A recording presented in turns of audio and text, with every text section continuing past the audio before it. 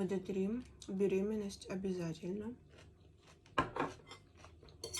Я его добавляю в еду. Сейчас поеду в перинатальный на УЗИ смотреть малыша и шейку.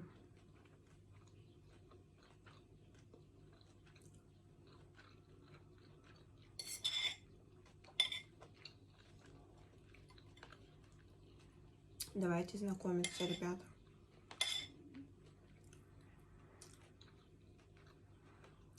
Я буду потихоньку рассказывать, как я худела на 60 килограмм. Это, по сути, сбросить целого человека не так просто.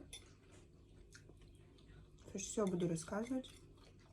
Буду показывать свои до, после. Обязательно.